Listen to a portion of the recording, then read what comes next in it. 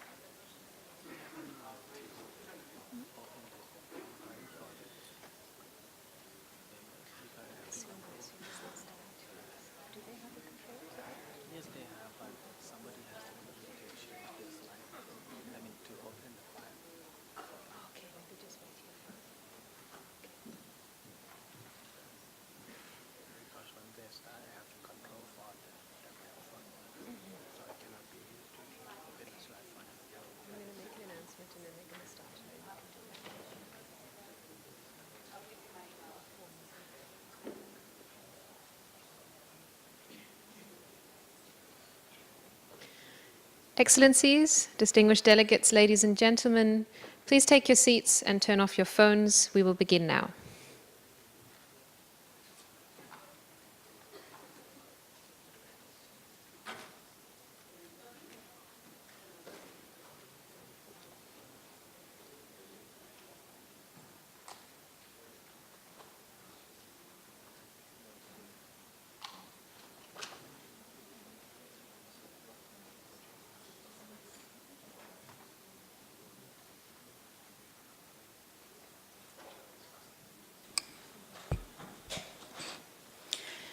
Excellencies, distinguished delegates, ladies and gentlemen, the meeting is called to order. I am pleased now to assume the responsibilities of Session Chair for our consideration of Agenda Item 3, Policy Perspectives Towards a Resource-Efficient Asia-Pacific Region. The document pertinent to this agenda item is, as indicated in the annotated agenda, Sustainable Management of Natural Resources in Asia and the Pacific, Trends, Challenges and Opportunities in Resource Efficiency and Policy Perspectives, E/ESCAP/MSED 7/2. During this session, the senior officials may wish to review the trends in environment and development in recent years, identify emerging challenges and opportunities, and discuss policy perspectives on achieving internationally agreed development goals in the region, including sustainable and efficient use of natural resources. The session will begin with a multi-stakeholder panel discussion around these themes. It is my pleasure to introduce, already seated in front of us, together with today's eminent panelists, Mr. Anthony Chu from the International Resource Panel, our moderator for this panel.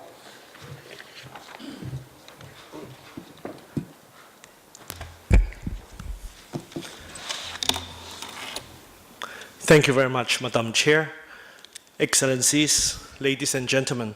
It is very timely that we are here to listen to the perspective from the various stakeholders on the efficient use of our resources for Asia and Pacific, because the International Resource Panel just launched 2 important reports relevant to these issues.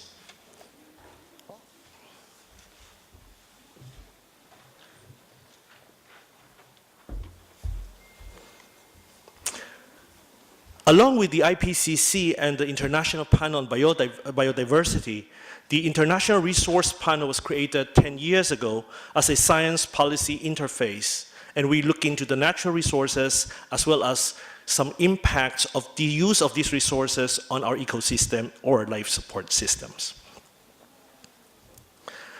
2 recent publications out of more than 20 technical reports we launched referred to the resource efficiency, potential, and economic implications, and global material flows and resource productivity were released within the last 18 months.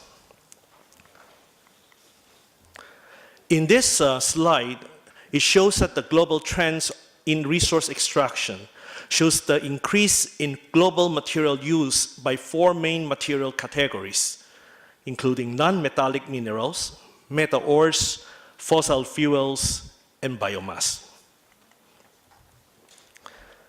Since the global material use has grown faster than the population, we see in this figure that the per capita use has increased quite significantly. If we will focus to look at the Asia-Pacific region, which is the most significant one, as you can observe, it shows that we have the highest share of the 7 world regions in global domestic extraction of materials. Zooming into the Asia-Pacific use of materials, Asia-Pacific use scope is on the left-hand side, and the whole picture covers the entire global consumption. We observe 2 important messages. The first, that 56% population is using proportionally 53% of the global resources. However, we only made 25% value of it. So there is a great opportunity for a better value chain strategy for Asia Pacific. However, we expect and forecast such strategies will lead to much more human activities and more impact on ecosystem if they are not done in a sustainable way. Because the data also shows from 1990s to 2015, we consume or we need more resources to generate every dollar of GDP, showing that the material intensity grows and our efficiency of using resources is also getting lower and lower. I took a data 10 years ago, extracted from the Chinese Academy of Science, showing that for every dollar GDP generated, Chinese government needs 11.5 times of energy resources as compared to the index at time, which is Japan. The method we use, which is called economy-wide material flow accounting, also gives us a very good view on the emission side, which is the pollution, and it is also tackled in our session now, showing that Chinese SOx and NOx emission is 60 times as compared to Japan, which is 0.3 and 0.6 per dollar, 1,000 GDP. The next 4 slides, which I would just pass through, shows us what are the driving forces. We all know the impact equation with population, with the consumption pattern or production pattern as well, and technology have driving force differently. Over the last 40 years, we saw that all these factors are contributing to a greater use of material, with consumption pattern and production pattern the most significant and the most unsustainable. Therefore, in 2015, we have a UNIDO meeting, invited all the ASEAN countries, and I have 8 data here showing that most of the economies have already drafted a policy, program, action plan, or even ownership in terms of assigning its government units. The last slide. I would like, oh, I'm sorry. So these are the driving forces. Okay, the last slide. And this will be very important because we are inviting the stakeholders in this room, and they will be covering almost all, if not more, than the factors here. I would like to bring you to revisit the Marrakesh process, which was the basis of SCP, and which is also the basis very much tackled by the SCP as well as the resource use in the SDG. We need 4 important forces. On top is the enabling policy framework, the macro policy. We have heard this morning in the keynote 4 important macro policy options. On the bottom is the market forces, the public-private partnership. On the right, technological innovation. And on the left, how about individual and collective values and lifestyle? So without further ado, I would like to start our panel discussion.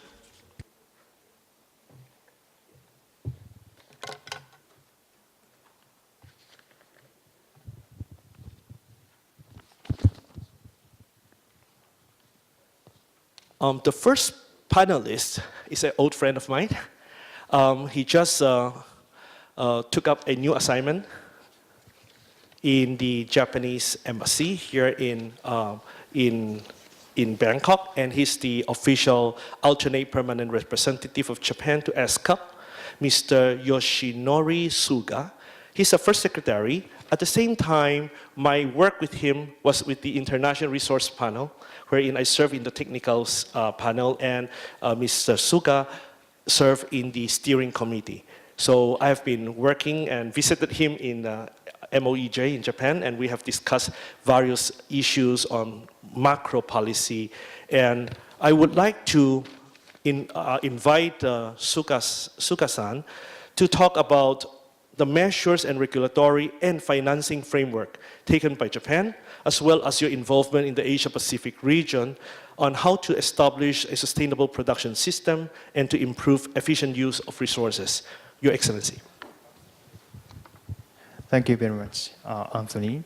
And it's a great honor to join this interesting panel discussion. And I had several experiences to work on recycling the waste management and resource efficiency issues at the international level, like G7, G20, UNEP, IRP, and OECD.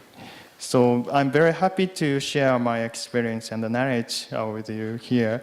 And firstly, I would like to highlight several challenges and opportunities. One thing is, I think already this is already discussed in the previous session in a side event in this lunch. But I think resource efficiency is closely linked with climate change issues. And now we have Paris Agreement, and we need to take an action towards Paris Agreement. And the 2020, 2030 timescale, perhaps the climate change issue is a very, very urgent issue, and we will change to some extent our society and system of the society. And it's closely linked to resource efficiency issues. For example, in production and consumption patterns, we produce GHG emissions. And for example, if we recycle aluminum, then we will save 97% of energy.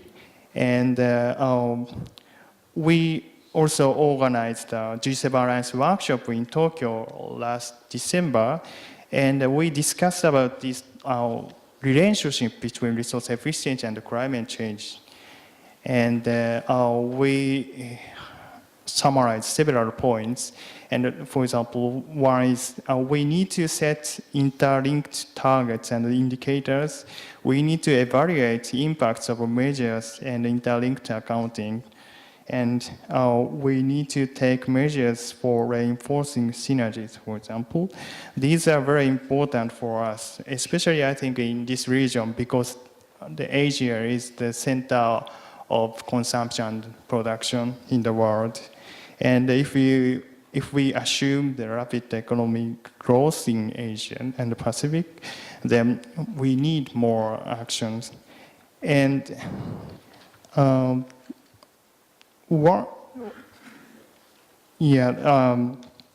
there are 5 types of resource efficiency enhancing measures. One is demand reduction. The second is weight saving, substitution, lifetime extension, and recycling. These can make benefits and synergy with resource efficiency. Another thing is, I think, waste. When we talk about resource efficiency, sometimes we forget the waste issues. But waste is really, very big problem in Asia and the Pacific region. And the amount of waste generation will be doubled by 2050. And many big cities do not have enough capacity of landfilling. And the waste discharged into the environment or sometimes go into the river and then go to the ocean, then become marine litters. That's another big problem. So we have challenges and opportunities. And then I really touch about the Japanese experiences. We have been intensively promoting 3 R's, reduce, recycle, reuse, and recycle. We're promoting 3 R's domestically as well as globally. And in our system in Japan, we set the 3 R principles in our legal system in 2000. It's 70 years ago. And the first priority is, of course, reduce, prevent waste generation. And then the second priority is reuse, then recycle, and after that, energy recovery. Then finally, if we cannot recycle the waste, then we have to manage in a sound way. And we have a basic plan as a framework, and we set a target and review the progress of the plan every 5 years. And then we have achieved a 52% increase in resource productivity, and then 74% decrease of landfill amount. And we're also promoting a waste to energy by providing subsidizing. And one very new project is very interesting. And we have started Olympic medal project. We need to make 5,000 medals, gold, silver, and bronze. And we will use recycled material to make medals. So we use, for example, this tablet and the mobile phone. Actually, my phone is not a smartphone, but we can use these products to make medals. And we need support from citizens, business, and local governments. So we have started to implement this project. And finally, I talk about international cooperation. Japanese government is co-organizing the 3R Regional Forum in Asia and the Pacific. That's very, very important forum, I think, in this region. And that event is co-organized with UNCRD, UN Center for Regional Development. And this year, the 8th Regional Forum will be held in Hyderabad, this December. The topic and the theme of that forum is achieving clean water, clean land, and clean air through 3R and resource efficiency. So it's quite related to the topic we are discussing today. Okay, that's what I want to say. Thank you very much, Your Excellency. I think it's very good that you touch on indicator and data and a holistic view to mainstream these issues. Our next panel is a Director of Research and Development Division of the R&D Department of the Metropolitan Electricity Authority of Thailand. His experience in renewable energy, new technologies for developed MEA's distribution system, especially in solar cell, LED street lighting, and electric vehicle and chargers, is very essential to the discussion, especially on the technology side. So our second panel is Mr. Jumpot Himacharyan. I would like to invite you to discuss the steps that can support the adoption of technological innovation for resource efficiency, especially through experience. Thank you, Philip. May I introduce a little bit my company. MEA is a Metropolitan Electricity Authority. Our business is electricity utility for the distribution electricity in 3 provinces such as Bangkok, Nonthaburi, and Samut Prakan.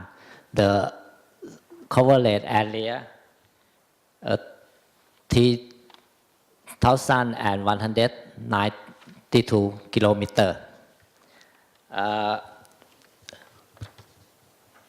My policy, MEA policy for the social and environmental responsibility policy with the mission in the social and environmental development to develop the organization to be economically, socially, and environmentally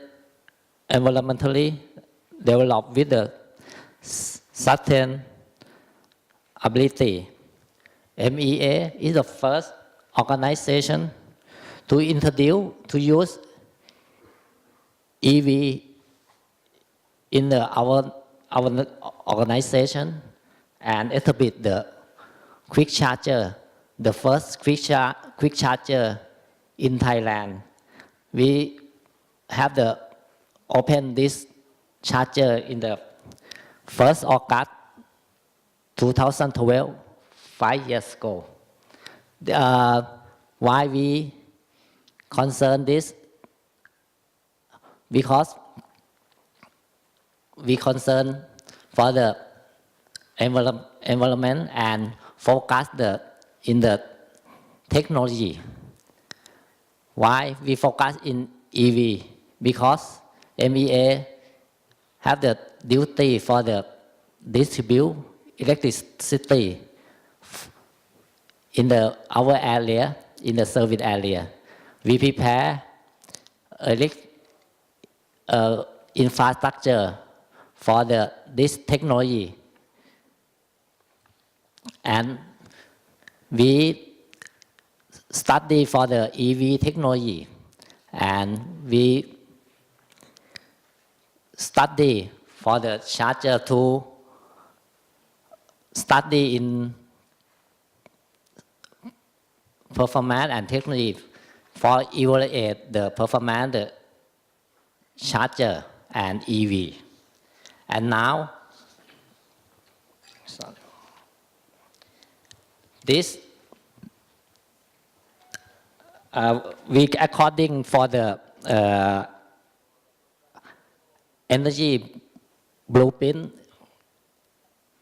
Thailand 4.0, we focus on our target to reduce energy in the transportation sector 30%, reduce for 30%, and to reduce demand 1,123 KTOE, and we for the government sector, now have the plan to have the EV in our country, 1 million EV in the next 19 years.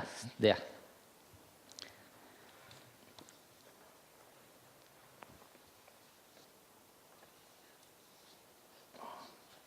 And after we construct and use the EV, now in Bangkok, you some see the charger station in our service area in Bangkok.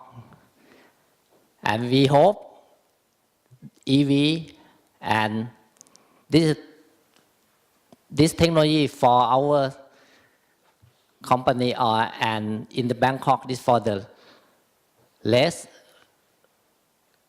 pollution. This is my point. Thank you very much. Actually, the efficient use performance data are all complete in the PowerPoint prepared. We have invited you to run the PowerPoint in the exhibit area, which is in the lobby of your electric vehicle. So the delegates will be able to see more details. Thank you very much. While I'm introducing our next speaker, I would like to invite him to come to the podium and set up with your PowerPoint, which has already been put in the computer. Our next speaker is Mr. Akash Vavsar. He is a ESCAP Business Advisory Council member, and he is the managing director of the SkyQuest Technology Group. It's a global intellectual asset and technology-focused research accelerator and investment bank supporting innovation ecosystems worldwide, providing access to technologies, markets, and finance. He has been part of 32 licensing deals and has been involved in fundraising of more or less $100 million US. So I would like to invite you to share with us what can be the role of the private sector, especially to facilitate the transition toward a resource-efficient Asia-Pacific through sustainable production practices and probably other commercial interests of the private sector. Namaste and Sawadee Kha. It's a pleasure and honor to be here. I'm going to address the question and the relevance based on the experience of combining working in several innovation ecosystems and the essential challenges which, as part of achieving the SDGs or what roles startups and corporate sector essentially can play. So this is, it's a very crowded slide, but I'm going to go focus on very key parts. You see, we have to acknowledge the role of innovators and young entrepreneurs essentially in abilities to solve problems which we face. Of course, not everything is going to be solved through the policy frameworks. They enable it, but it's actually through the startups and the private sector which actually lead forward and actually take on the challenges and solve some of these issues. So what I've done is basically amalgamated few ideas which are prevailing and which are sort of, let's say, best practices or at least recommendations, which based, and it's extremely relevant here because of the August audience here, which some of them could be taken up further. So one I submit is that the corporates or even startups, so the large companies can actually start by voluntary, climate footprint monitoring, which could be the wastewater, water and energy audits. So for next 3 to 5 years, they could actually maintain internal records of what is the consumption happening, how they're using it. Additionally, innovators or techies essentially can work on these anonymized data sets to actually come up with on the open data frameworks, can come up with solutions on how to bring in more resource efficiency. The voluntary reportings of this footprint monitoring can actually then be converted into an incentive mechanism. I'll be happy to discuss more offline. The other aspect of natural resource management, There are several startups today out there which are actually using data either produced from the government or multilateral sources, as well as which are then using new technologies like artificial intelligence and machine learning to actually churn out valuable insights and actionable inputs. The other aspect is with respect to the technology development and transfer, which is often spoken about, especially under ESCAP. I think there's also an Asia-Pacific Center for Technology Transfer. But I think the role of transfer of technology is more pronounced in achieving resource efficiency with respect to looking at, savvy corporates and private sector is actually very acutely aware of what are the challenges which they face with respect to resource efficiency and the SDG commitments. So in fact, they could actually liaise with the academia and come up with solutions, or actually which could then be broadly deployed. In terms of other disruptive ways, there are, of course, there's climate change, there's a climate fund which has been formed, there are various initiatives at the global level, but one of the biggest challenges with new technology initiatives which come in is the piloting aspect. So there would be, from the private sector's perspective, it would be great if policymakers could come together and put together a procurement framework for green technologies, which means that if, let's say, a corporate or a company is actually investing into technologies which will help in better resource efficiency, they should be given additional incentives, or they should be given certain special procurement status in the government procurement system on the relevant, especially when we talk about the food, water, energy nexus, they're extremely linked with the political and the government involvement.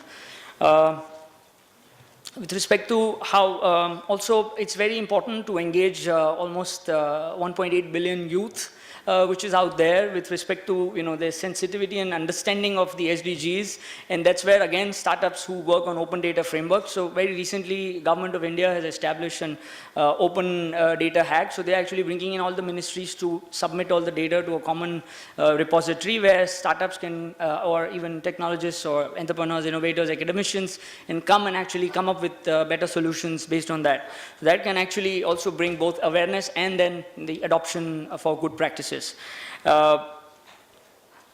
Last but not the least, in case of, as part of the climate change issue, I would like to leave with a thought that one of the biggest challenges we all face is the water crisis issue, and we should really harness technology, and the private sector should be brought in mainstream with new technologies of how we can solve, our challenges. So that's where I would like to submit with. Thank you. Thank you very much, Mr. Akash. Materials are very informative. I hope we would be able to upload it to our website. So many of the items there includes climate change SDG goals are having connected to the various technology transfer projects. The next panel will tackle on gender issue.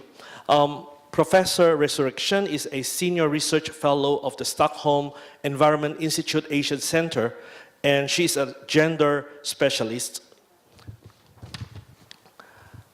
Bernadette, as I call her, has led sponsored projects on climate adaptation, gender and water stresses in peri-urban Southeast Asia at the International Development Research Center project, mobility and disasters in the Philippine coastal areas, the Research Council of Norway funded, and the Mekong Research Fellowships programs on water governance. We would be very interested to know what would be the role of this specific stakeholder group in the resource-efficient Asia-Pacific from the policy perspective point of view. Bernadette. Hello. All right, thank you, Mr. Chair, and it's a pleasure. I'm quite delighted to be here today as part of this panel. Very important topic indeed. In response to your question, I would like to first invoke certain overarching principles. First and foremost is that resource management, and for that matter, the attention towards resource efficiency or using and managing resources more efficiently is fundamentally a human activity. And studies have actually shown that more equitable and inclusive practices can indeed translate into more sustainable ways of using and managing resources. In fact, Joseph Stiglitz, for his part, has actually once said that inequality threatens economic sustainability, fueling unrest and conflict, and undermining the stability, level playing field, and consumer demand on which economic growth actually relies.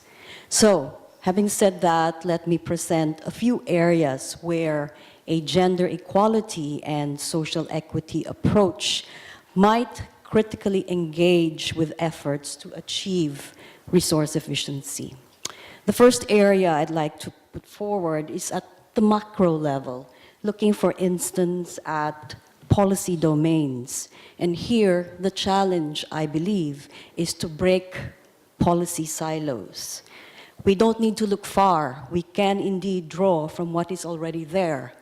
First and foremost, consciousness and integration of gender equality goals such as SDG 5 with resource efficiency goals in national development agendas. The social sector has been often sidestepped or set apart from environmental goals. This has been the traditional practice.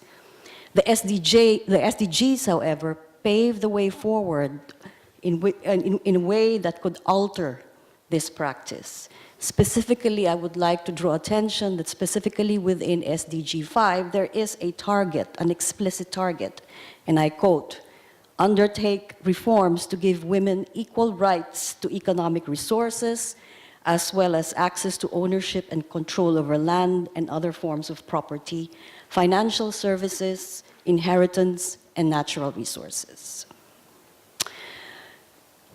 Also, in the formation of institutional mechanisms, let's say across ministries or across line agencies concerned with tackling resource efficiency, all these efforts to form such mechanisms and institutions would benefit from being much more inclusive. For instance, including national women's affairs ministries and commissions and social welfare agencies. As far as I know, in every country now in Asia, there are ministries of women's affairs that we can draw upon. Also, we should redefine or reframe environmental and resource management beyond their technical fixes or technical ecosystem fixes and solely market-focused goals, but instead co-evolve a genuine social system of care for resources. The second area where we could actually apply a gender equality and social equity approach is in the macroeconomic policy framework. Usually this framework works to create incentive structures within economies. I will specifically draw from the example of the removal, the current effort to actually lift and remove fossil fuel subsidies. Now, this removal of subsidies can relate to lighting and cooking fuels that can actually negatively affect women's lives and women's work. As a result, governments should develop more information about the gender-specific impacts of such reforms or the removal of such subsidies. And in the meantime, possibly adopt a proceed with caution or a precautionary principle, ensuring that removals of such subsidies of fossil fuels are designed to safeguard women's access to clean household energy resources. With respect, for instance, as well to renewable energy sources, I think the time is ripe to actually consider gender issues or demand-side issues when considering incentive mechanisms for advancing renewable energy technologies. Finally, I will go into financing, and this is often referred to as resource efficiency or friendly financing. A plethora of lip service on gender equality is being made today, especially with availability of green funds or green climate funds. The few emerging research projects on this subject tell us that indeed it remains to be lip service. Not only is there vagueness on how gender equality might be attended to in climate change financing, but women, especially poor rural women, are being instrumentally seen as a reserve army of labor for environmental care and conservation without considering the unequal conditions under which they live. This goes against the very grain of harmonizing the goals of environmental sustainability, equality, and environment. At SEI, my organization, we recently studied energy transitions and gender. One of our findings is that a good number of women are increasingly active in renewable energy value chains. Improved cook stoves, for example, in Cambodia, solar power in Thailand and Vietnam, and in hydropower firms in Myanmar. Investors are gradually being sensitive to gender as a business case or as a consideration for their investments. It is encouraging that there is growing consciousness for gender equality in this sector. Our findings, however, showed that women in the renewable energy enterprises continue to deal with gender-related constraints and biases, especially in the access to capital needed to enlarge their enterprises. Their experiences also warn us that empowerment is not only economic, but multidimensional, and that it is about giving the opportunity and the chance for half the population to participate in defining a resource-efficient community and society. Thank you very much, Professor Resurrection, for leading us to the very core of a family perspective as well, because in Japan, when we first deal with the pollution issues back in the 1960s, I understood the mothers played the most important role, then the medical doctors, and finally the technologists.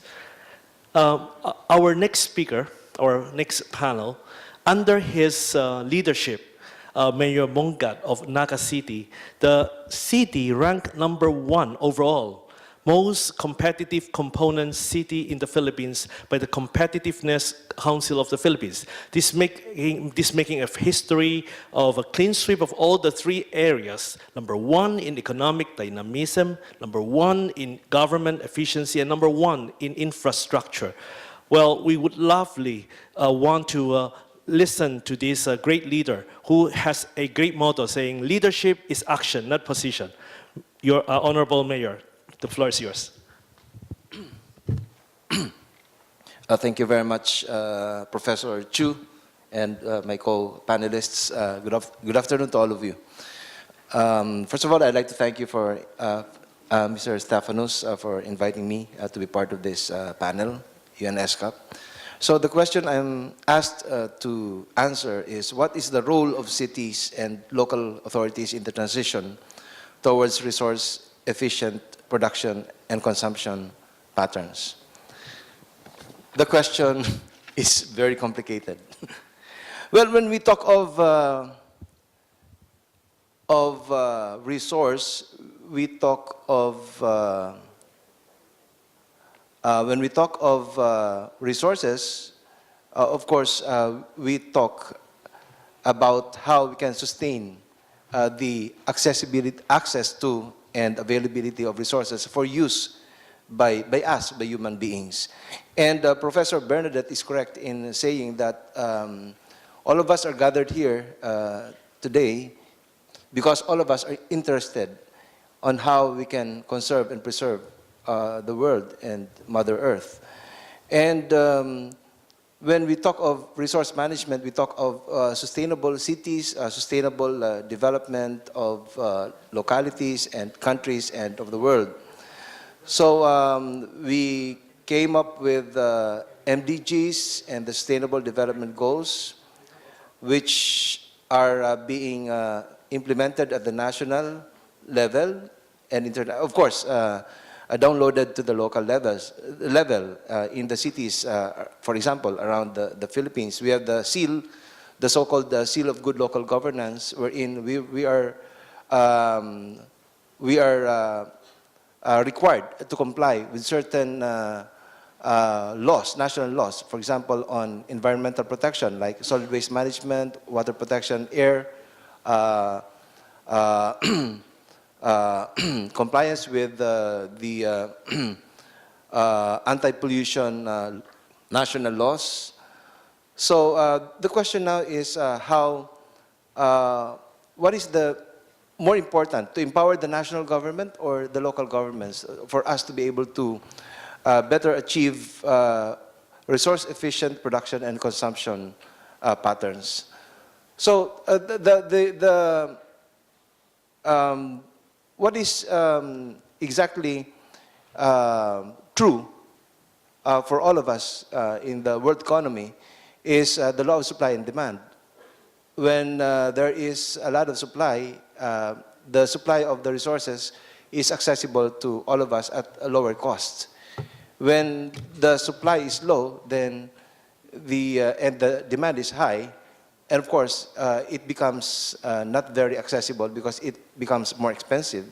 So how can we actually balance the availability and accessibility to resources and the demand? So it's a very complex thing that the world and countries and local governments have to address all at the same time. For instance, when the United Nations adopted MDGs and SDGs, our common development goals, the global community, their eventual translation into programs, projects, and activities that sought to cut poverty by half and eliminate it altogether, ensure universal access to education, regardless of gender, and so on and so forth, were taking place in cities like ours, in Naga. So we are slowly trying to learn how to do more with less.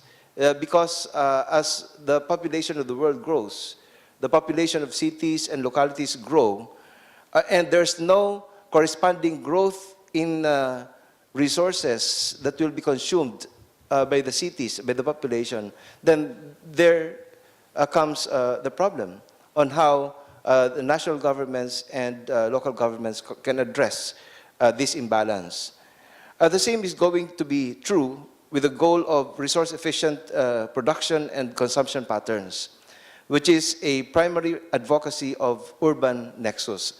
Naga is fortunate to be part of the Urban Nexus program of GIZ that has identified three important needs that will sustain development of populations and cities. The first one is food, the second one is energy, and the third one is water. So if all cities and local governments will focus on conserving and preserving resources to be able to make food, energy, and water available and accessible to all, then perhaps that will be the key to a sustainable development of all cities around the world and the entire world, necessarily. So when we advocate closing the loop and promoting optimal reuse of our resources, the when, the what, the hows, and the whys will be decided at your level in the international community, ESCAP, and other international organizations. But the where is us, where we in the local governments are located, because we can better manage our people, we can better manage our resources within our own territorial jurisdictions. So, for example, there are many simple ways on how we can conserve. Like, for example, we are promoting in our city for laundry shops to also own car washes. The water from the laundry can be used to wash cars, and all of these shops are also being requested to donate their water to the market, so to be used to clean up the market, especially the wet portions of the market, the meat and the fish sections, on a nightly basis. So all of these little things, if actually added up altogether and all cities will be doing simple initiatives to be able to work out simple solutions to simple problems, perhaps we can all seriously talk about really sustainable development. Thank you very much, Honorable Mayor. Our next panelist is an indigenous leader and environmental activist with the Island Sustainability Alliance in the Cook Islands. She works on issues such as safer management of chemical contaminants as well as water supplies protection. So we would like to hear from you with regards to mobilizing community action.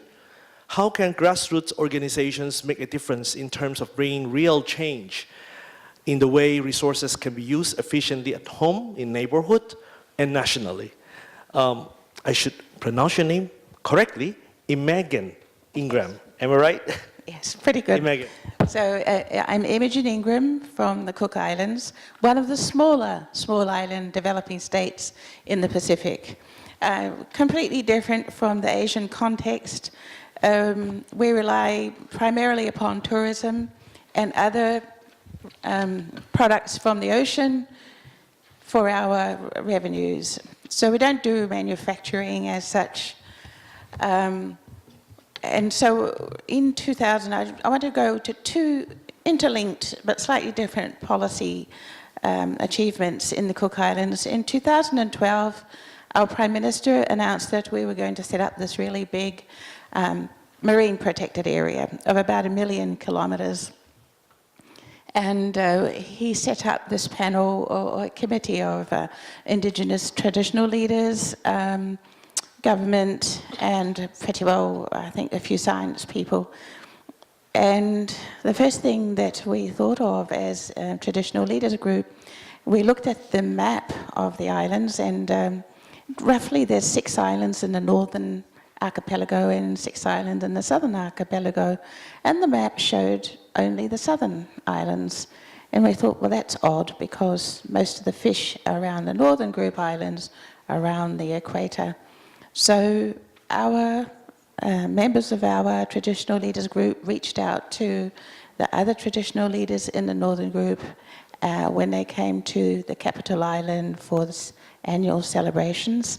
And they said, well, no, we want to be included in this, in the planning for this. We want to be included in this big marine protected area. So how we gain support? In our traditional way, we put aside areas of the lagoon to rest at the area so that the fish stocks and other seafood have chance to rebuild. And so we explain to people this is the same idea, but on a bigger scale. So basically the idea, yes, we agree in principle, but we have to include the northern group. The more we talked about it, then they said, no, actually we want a 50 nautical mile exclusive zone around each island. Now this became a sticking point with the government negotiators, because our Ministry of Marine Resources said, no, that will seriously damage the fishing revenues that we earn by selling licenses to foreign fishing boats to operate in our waters. So finally, what cleared the blockage was we got a report from the Secretariat of the Community for the Pacific about fishing that showed that almost all fish that was caught commercially was caught outside the 15 nautical mile zone. And then to clinch it, the Island Council and traditional leaders of 2 of the most effective northern group wrote to the Prime Minister and said, we want to protect our exclusive zone and we want to protect our future, because we don't want to get fished out. In the northern group, there are very few places you can buy food other than what you catch yourself.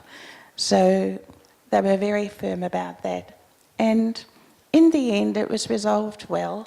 This year, they passed the act that established this big marine protected area, which we call Marae Moana. And within this marine protected area, only licensed activities will be permitted.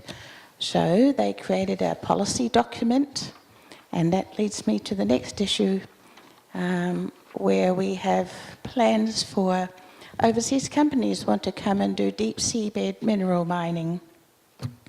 So when I first heard about this in 2009, I wondered, why would people come from so far away, like the United States, to work 1.5 kilometers below the surface of the water in order to extract these polymetallic nodules, which nature has seen fit to just put in our northern groups islands. And so somebody explained to me that what happens is the regulations on land for mining have become so strict that they're looking for ways to avoid the financial and a burden of properly dealing with the mining wastes.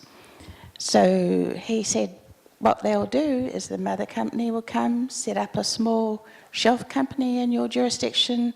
They will carry out these activities below the surface of the water, and then after 5 years they will go away, and you'll say, wait a minute, come back, remediate this environmental problem you've caused. And he said, no, they'll just say, so sue me, you know, because your jurisdiction, we've only got a company worth $1,000 there. So I thought, this is good advice. So we took care, we spoke with our government and said, look, I think we ought to have a moratorium on deep seabed mining.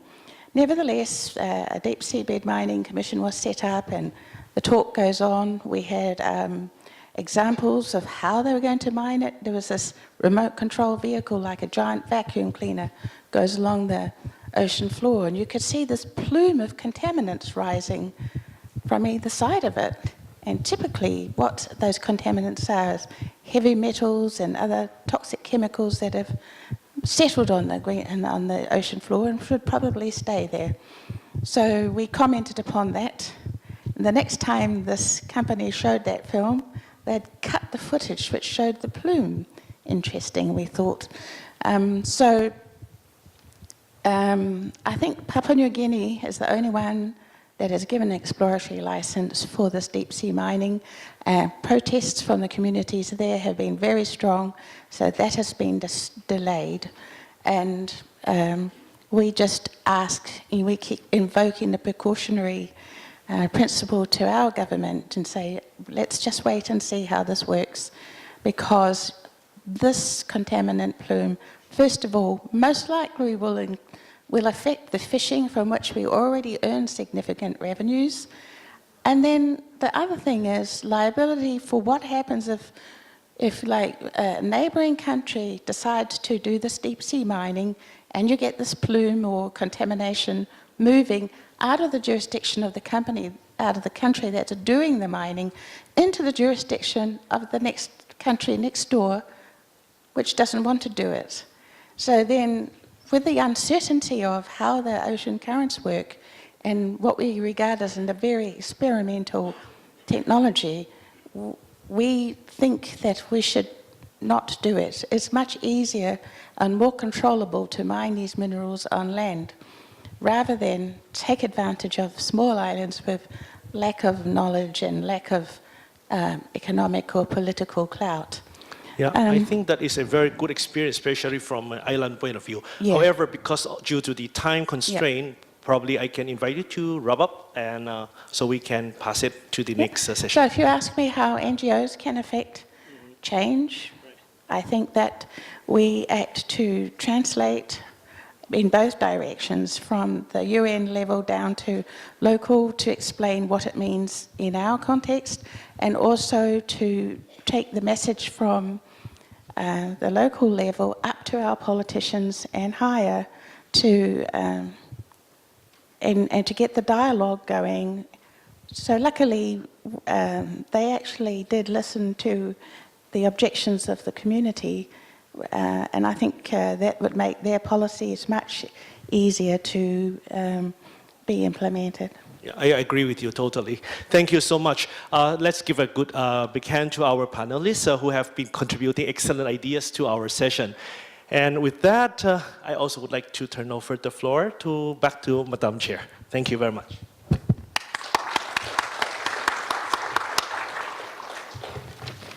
May I kindly ask the panelists to return to their country seats? And I kindly ask the audience for your patience to remain seated while the panelists make their way off the stage. Thank you.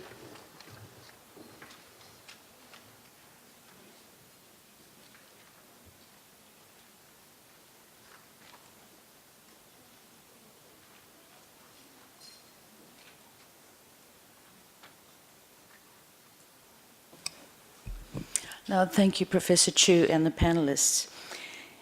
Excellencies, distinguished delegates, ladies and gentlemen, I am pleased to invite the distinguished delegates to intervene on Agenda Item 3, Policy Perspectives Towards a Resource-Efficient Asia-Pacific Region. I will first open the floor to statements from member and associate member governments. Once all country statements have been made, I will invite statements from intergovernmental bodies, after which I will open the floor to the representatives of UN bodies and specialized agencies, and finally to designated representatives of civil society, major groups, and other stakeholders. To begin, I would now like to open the floor for statements and views from governments. And I recognize the distinguished delegate from the Russian Federation.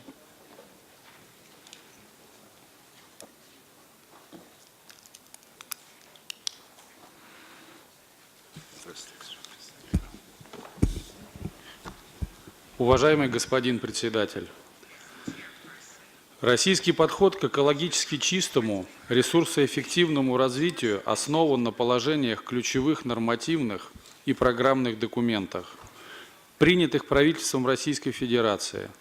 Концепция долгосрочного социально-экономического развития России на период до 2020 года, климатические и экологические доктрины Российской Федерации.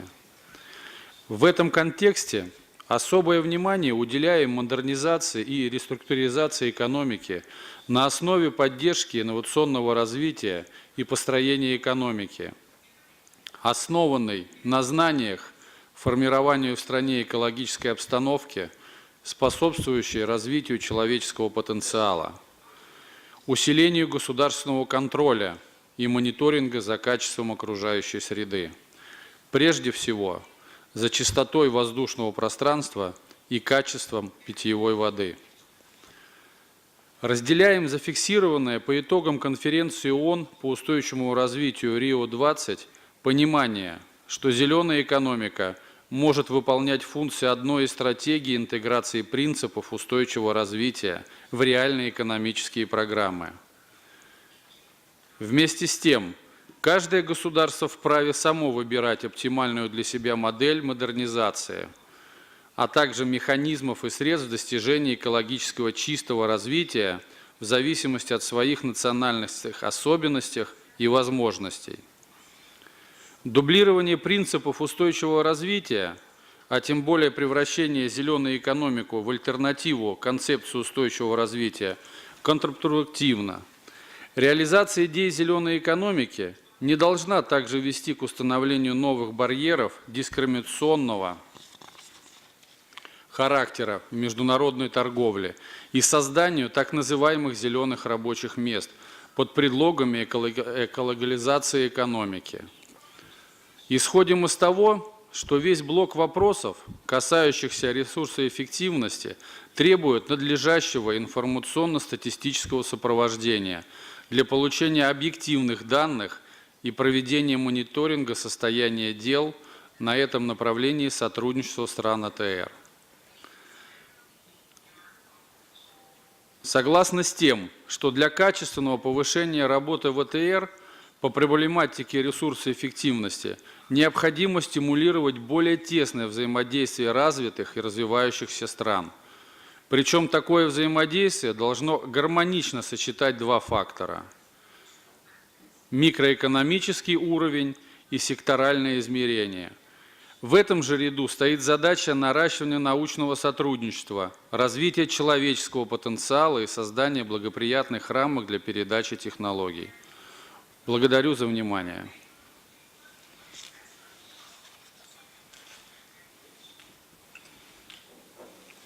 Thank you, distinguished delegates from the Russian Federation. Now I invite the distinguished delegate from Thailand.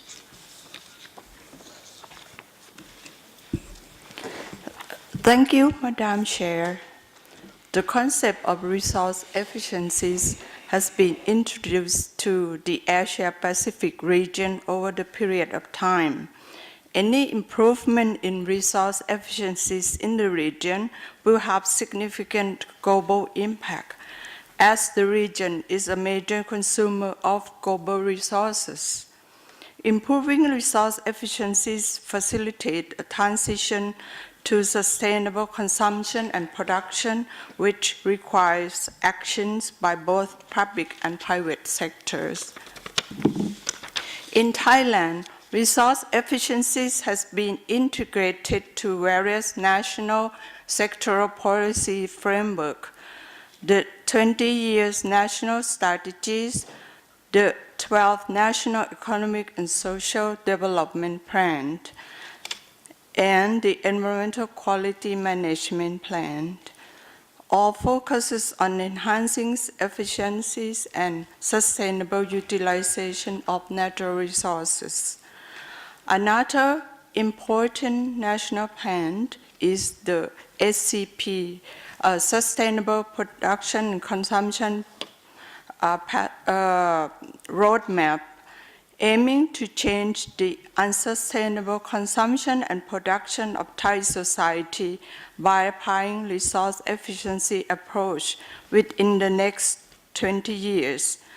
The roadmaps also harmonize SCP strategies, plans, and projects of various government agencies and guides their implementation. Thailand has taken many actions to shift towards SCP. For example, public awareness campaigns has been implemented to change the mindset of consumer towards making more environmentally friendly and sustainable choices. The government has been planning for public transportation systems to shift towards low energy and energy efficient systems such as rail, water, multimodal transport. To promote public awareness on green products, the government promotes evaluation and accreditation for environmentally friendly goods and services, such as green label, green offices, green hotels, and other environmentally friendly labels. Regarding industrial sector, Thailand has been promoting the green industry policies, aiming at reduction of impact on the environment and local community, and improvement of resources and energy efficiencies. Green public procurement project has been promoting among the national and local government agencies and state enterprises. The project is now being expanded to include green procurement in the private sector. Thailand strongly promotes capacity building scientific knowledge and technology, particularly on the measurement and monitoring of domestic material consumption and material footprints through a number of workshops supported by the UN Environment and the Commonwealth Scientific and Industrial Research Organization. Increasing capacity of Thai agency will help Thailand in making progress in resource efficiency and moving the country towards an inclusive green economy. Ladies and gentlemen, I believe that our active implementation at national level expresses our spirit of shared responsibility to address global environmental problems. Thailand would like to suggest that ESCAP, in cooperation with UN agency and research institution, provide support to member states on implementing measures, good practices, developing statistical data, and monitoring and evaluation on material footprints and domestic material consumption. These supports could help national implementation to shift towards resource efficiencies in the future. Thank you. Thank you, distinguished delegate from Thailand. I now invite the distinguished delegate from Indonesia. Thank you, Madam Chair. And I also would like to thank the panels for the interesting discussion. The recent global crisis taught every of us to pursue our development differently. It is no longer a time to put efforts in gaining economic growth away from achieving environmental goals, as it is evident that water pollution, land degradation, and other types of pollution and degradation are not solely environmental issues. It is an economic and development challenges. If left unabated, environmental pollution and degradation does not only have the potential of unwinding years of development, but also it has the potential to dramatically affect the future of humankind. To deal with these circumstances, we need significant shift of our today ways in consuming our natural resources. That is why this meeting is one and is timely and opportune. We have to shift our perspective to promote resource efficiency in Asia-Pacific from end-of-pipe perspective that focus on production phase of product into a new perspective. This perspective is ensuring intervention in all phases of product life cycle. Today, our biggest challenge from the new perspective is dealing with consumption phase and end-of-life treatment of product. We have acknowledged two challenging issues in this area, which are potential exposure of hazardous and toxic materials into humans' daily activities and inefficient of resources because our inabilities to close the loop of the product cycles and treat them as valuable resources and not process them as waste. Indonesia sees that behavior plays an important aspect in achieving sustainable consumption and production. Besides our regulatory instrument, we consistently promote the development of voluntary instruments and informational instruments to drive environmental friendly behavior in the society, businesses, and government activities. These instruments are backed up by a national standard system to ensure their achievement. Some examples in this area are consumer information for business and society, standard service in public facilities, green infrastructure, information and education for society, and green public procurement for government expenditure. Furthermore, economic instruments are equally important, including internalization of the externalities, environmental fund, and as well as economic incentive. Among of Indonesia's new intervention and initiative is the policy on economic instrument, which includes a government regulation decree in establishing economic instrument relevant to environment, forestry, and climate change issue, and also a new regulation of National Environmental Services Authority on sustainable financing that has issued in order to encourage financial institutions to also take important roles in moving towards resource efficient in Indonesia and provide particular schemes for international cooperation. My delegation encouraged Asia-Pacific member countries immediately to develop and implement policy intervention on managing impact on consumption phase and end-of-life treatment of product we use day to day. This policy intervention also needs to be supported with platforms which every stakeholders can take action and mobilize their response together. In this occasion, let me urge every of us to have a common platform for mobilizing stakeholders to promote changing society behaviors and crossing environmental issues. We see our future policy instrument as an engine of social cohesiveness, advancing to environmental friendly behavior toward resource efficiency, economic growth, and welfare in the people of this region. I thank you, Madam Chair. Thank you, distinguished delegate from Indonesia. I now invite the distinguished delegate from Iran. Thank you very much, Madam Chair. Since this is the first time my delegation is taking the floor, I'd like to join all of those who congratulated you on your election as the chair of the senior officials meeting within the Ministerial Conference for Environment and Development. I'm just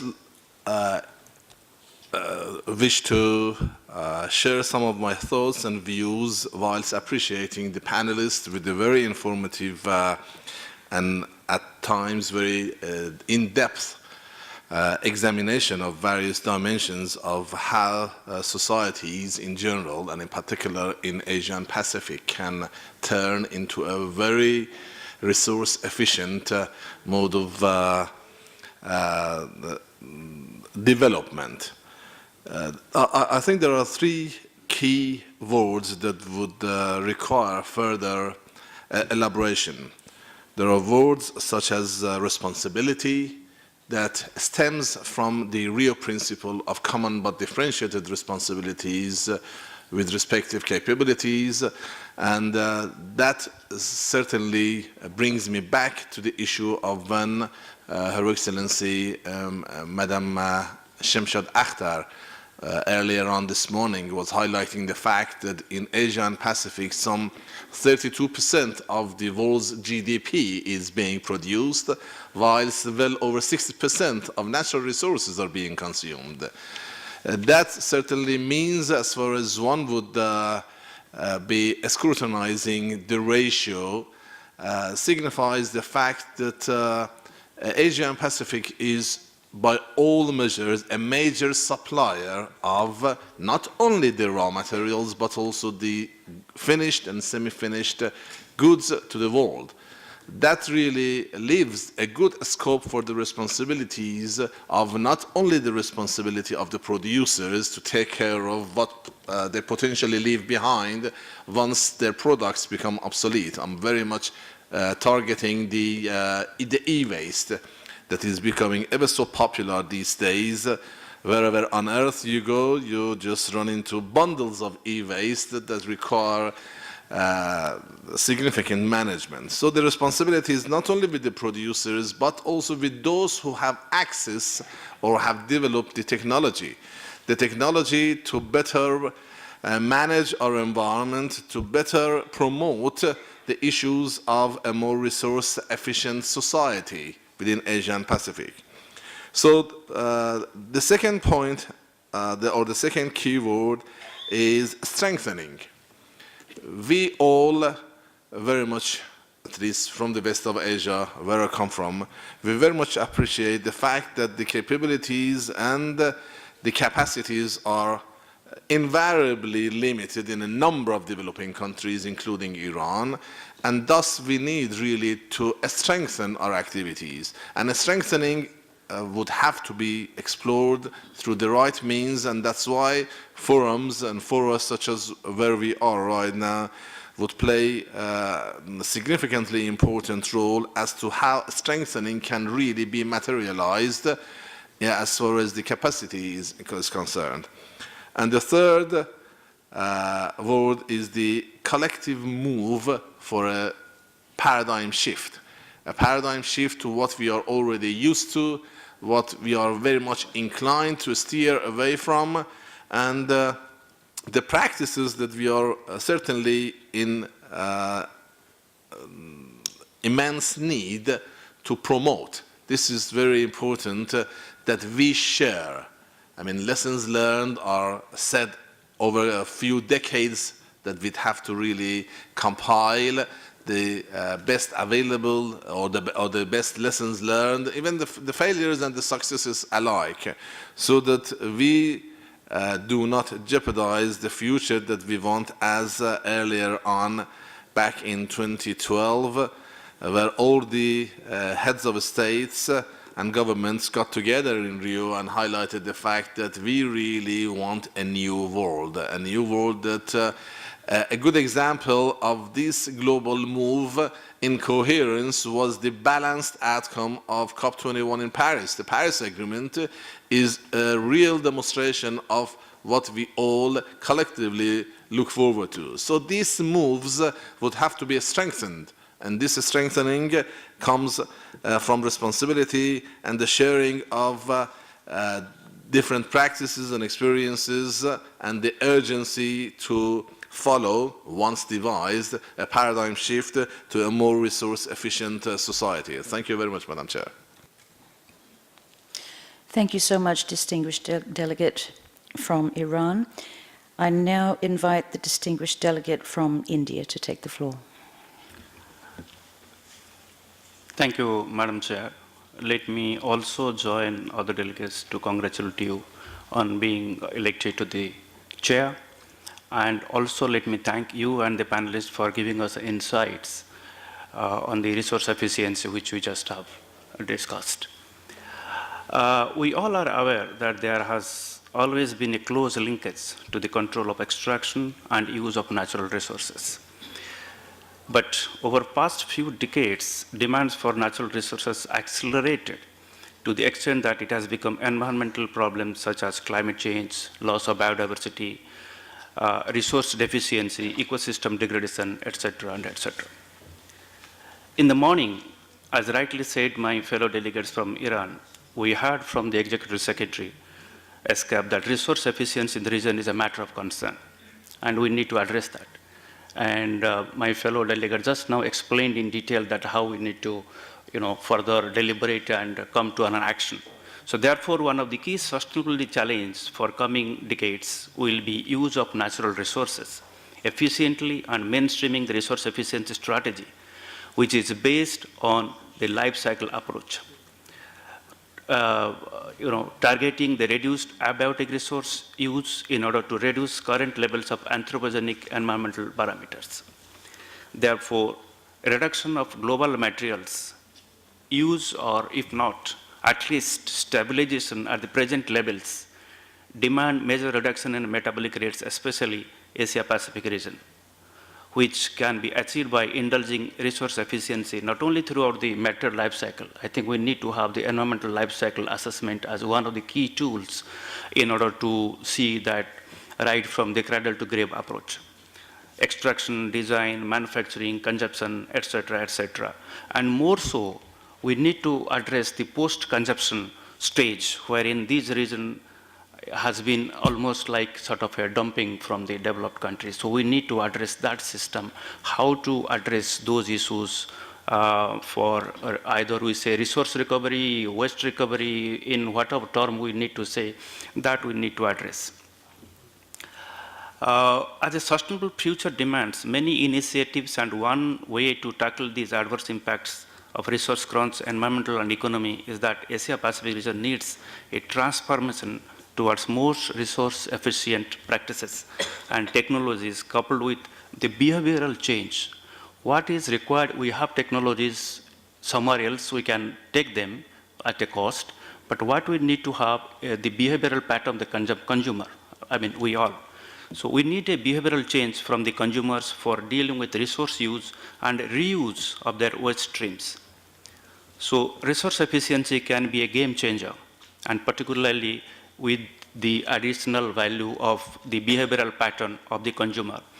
And that's why, in my opinion, why judicious use of resources, the key elements of sustainable development, which is also particularly reflected in the sustainable development goals, particularly 12, aiming to ensure sustainable consumption and production patterns also in 8 other SDG goals, and also have a bearing on resource efficiency.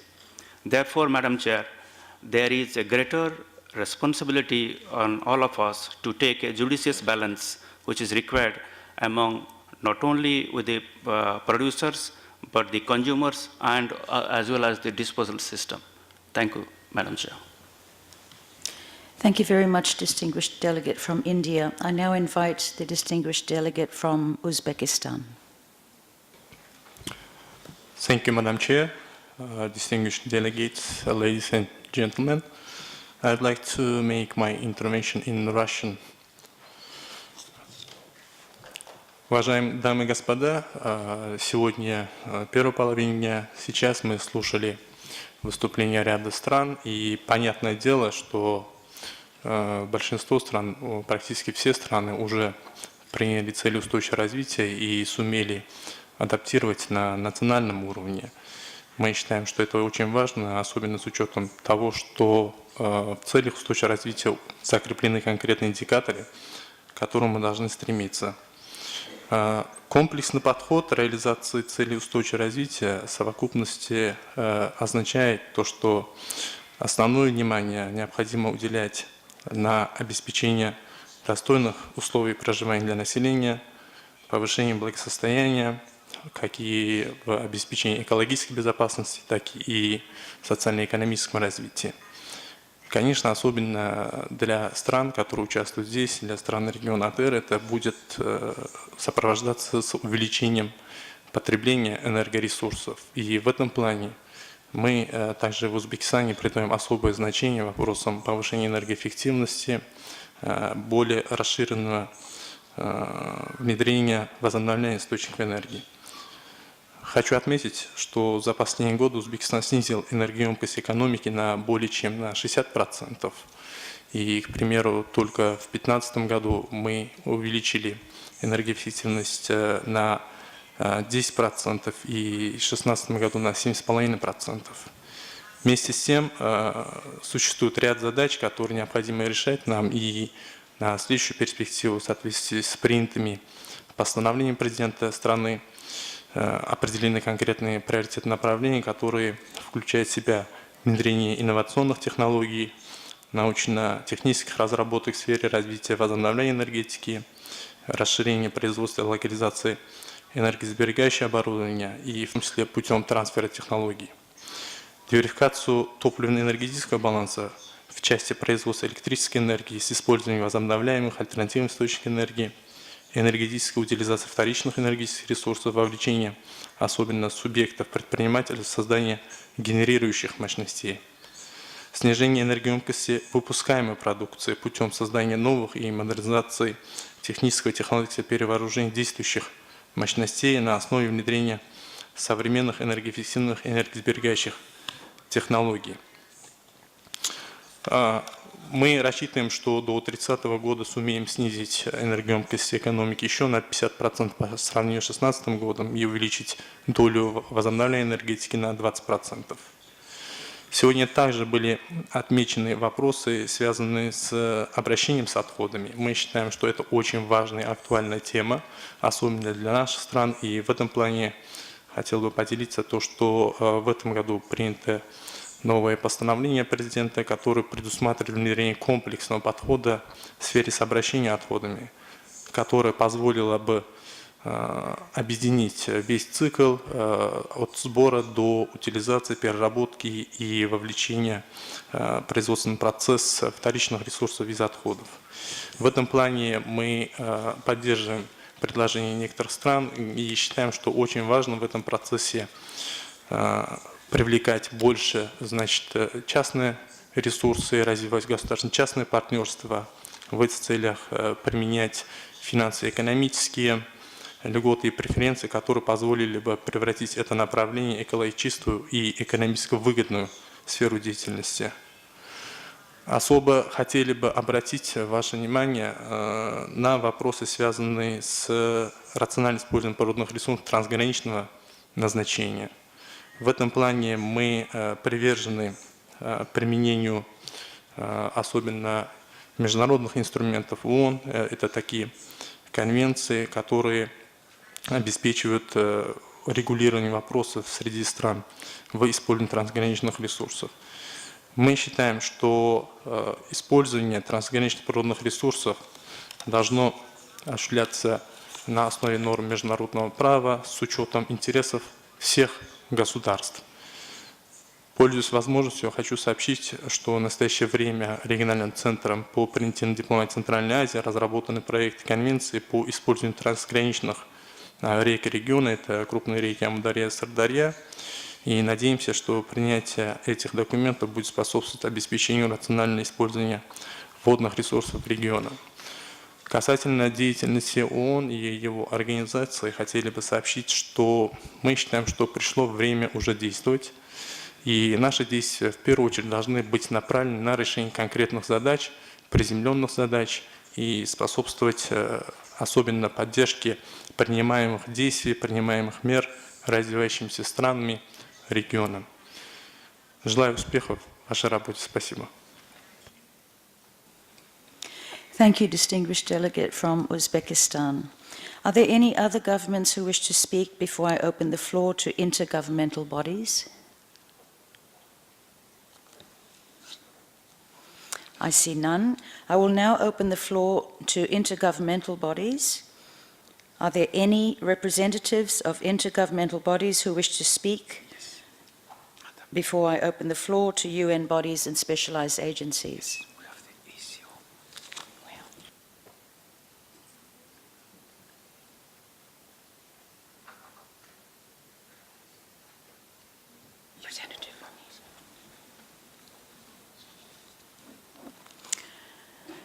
Thank you, ladies and gentlemen. I now invite the rep from ECO to take the floor. Thank you, Madam Chair. I'm delighted to address this audience on behalf of the Secretariat of the Economic Cooperation Organization, ECO, and wish you fruitful deliberations.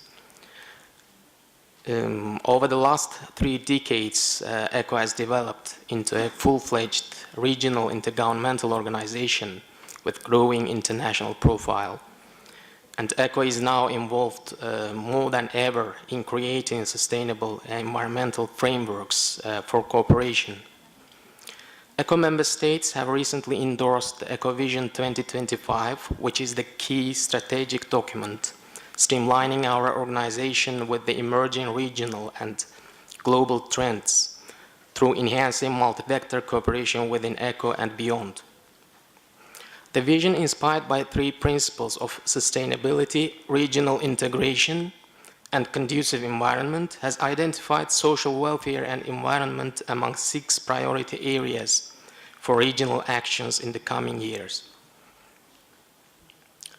The transition to resource efficiency is of critical importance for ECO region. Gaps and overlaps between and among sectors, potential trade-offs, knowledge sharing between and within sectors, funding methodologies, specialized policy making and response systems, coherence and synergies in governance and planning are among issues before us in ECO. We would warmly welcome if the role of regional and sub-regional organizations and entities in tackling environmental challenges is duly reflected in the Ministerial Summit declaration to be adopted as the outcome of this event. The declaration may also envisage an agenda aimed at deepening and broadening of regional and sub-regional environment-related cooperation in Asia-Pacific, and a multi-sectoral integrated approach that incorporates all elements for enhancing regional cooperation. ECO stands ready to contribute to maximization of ESCAP impact and coherence through enhanced consultative process, networking, and capacity building in any formats. In this vein, ECO could be a regional platform for mobilizing relevant stakeholders across the region for developing programs on sustainable management of natural resources, including those facilitating the implementation of relevant aspects of the 2030 Agenda for Sustainable Development. ECO and ESCAP have the common interest in developing environmental initiatives, in particular combating desertification and land degradation, dust haze and sandstorm, conservation of biological diversity, green economy in the context of sustainable development, and promotion of environmental awareness can be among promising sectoral areas of cooperation. We pin hopes that this summit will pave the way to further strengthening and streamlining solutions and mechanisms for regional cooperation on sustainable development. This will eventually enable the relevant stakeholders to harmonize the implementation of environment-related outcomes and the 2030 Agenda and implementation of commitments under the Paris Agreement on climate change. Thank you. Thank you very much to the representative from ECO or ECHO. Are there any other representatives of intergovernmental bodies who wish to speak before I open the floor to UN bodies and specialized agencies? I see none. I will now open the floor to UN bodies and specialized agencies. I invite WHO to take the floor. Thank you, Madam Chair. According to WHO study, the global burden of disease from environmental risk factors constitute 24% of global death. And unfortunately, in the Asian Pacific region, this is even more serious because of the rapid industrialization. So we consider the positive impacts of efficient and sustainable management of natural resources should include improved health and well-being of the populations in the region. We all know that air pollution causes cardiovascular and lung diseases and death, water pollution, waterborne diseases such as cholera and other diseases, typhoid fever and other diarrheal diseases, chemical hazards called poisoning, and we all know that how environmental contamination led to ecological and health disaster, like in Minamata city. Also, the emerging issue of climate variability and climate change aggravates all of these problems. Also, we should not forget that most of the environmental issues are transboundary. These environmental factors don't respect national borders, as was mentioned by panelists and other previous speakers. That's why WHO has been working with the UN Environment as a secretariat of the Asia Pacific Regional Forum on Health and Environment, advocating for environment health at the national and regional levels. Also, WHO is supporting small island developing states and least developed countries to cope with the impact of climate change. And we consider Paris Agreement is also one of the most important public health agreements of the 21st century. It should be noted that those vulnerable countries, such as small island developing states, or least developed countries, or underdeveloped countries, did not contribute to the cause of these global climate changes. Rather, they are victims. So we, UN agencies, have a special responsibility to provide technical and financial support for them. So WHO will work with UN Environment and UN ESCAP to maximize the health co-benefits of the efficient and sustainable management of natural resources. And these aspects of health co-benefit of energy resource efficient and sustainable development should be mentioned in the outcome document of this important environmental summit. Thank you. Thank you very much, representative of WHO. Are there any other UN bodies and specialized agencies who wish to speak? I see none. I will now open the floor to major groups and other stakeholders in the order provided by the Secretariat. I would like to remind delegates to please limit your statements to just 3 minutes. I now give the floor to the representative of the Federation of Free Workers, International Trade Union Confederation. Thank you, Chair. Let me share the workers' perspective. Ambitious environmental climate action can act as a driver of decent work creation in developing, emerging, and advanced economies. The challenge is to ensure that painful adjustments in labor markets and potential displacement of employment is addressed. A strong coordination of climate, economic, and social policies is indispensable. Thus, the need for a just transition. Using a just transition framework means that the burden of change that benefits everyone will not be placed disproportionately on a few. A just transition for all implies that responses to climate change and environmental sustainability should maximize opportunities for decent work creation and ensure social justice, rights, and social protection for all, leaving no one behind.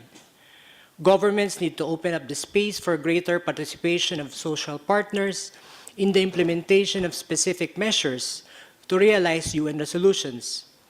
A capable workforce with adapted skills is necessary for the efficient use of resources and to transform energy systems, buildings, industry, transportation, and agriculture, ensuring the realization of fundamental principles and rights at work. Transition to green growth is a driver of structural economic change. Structural transformation is likely to affect jobs that are available and jobs that are needed. Decent jobs are at the heart of policies to address climate change, heal the earth, and use resources more efficiently, not just as co-beneficiaries, but more importantly, as enablers of climate and environment action. Transition policies are needed to realize net employment gains and ensure social justice under both adaptation and mitigation measures. If well managed, climate action can be a pathway for reduced inequality and greater social inclusion. Policy coherence is also essential at social, economic, and climate policies, and government agencies dealing with them should work in harmony. Climate action offers opportunities for decent work and social inclusion through new enterprises, green products and services, greener workplaces, climate-resilient infrastructure, and job creation, particularly green jobs.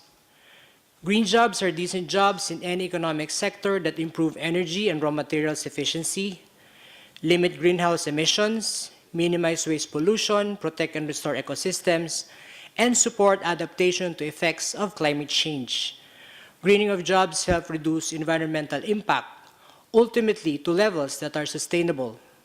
Green jobs respect rights at work, give equal opportunity for work, provide living wage, social protection, occupational safety and health, and use of social dialogue effectively. We ask governments to enhance state and corporate accountability and compliance with environmental regulations, including granting appropriate inspection powers to authorities. Principles such as polluter pays, intergenerational equity, accountability, and decent work go together. Corporations responsible for harming the health of their workers and the community through their production processes should be made accountable for their action and inaction.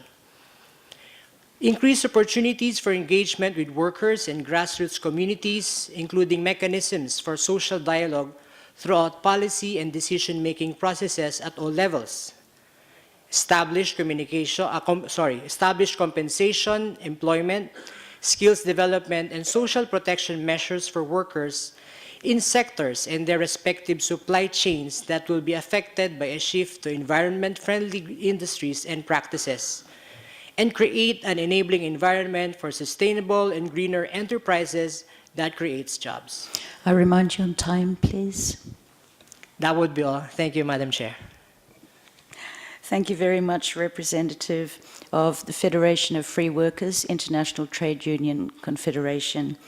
I now wish to invite the representative from Asia Indigenous Peoples Pact to take the floor. Reminding you, please, 3 minutes.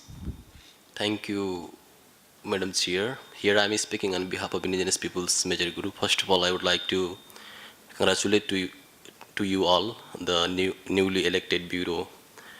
Madam Chair, policy that regulates to the resources and its effective and its efficient and effective mobilization, and as well as its best utilization, as well policy determines on how to manage the natural resources in a sustainable way.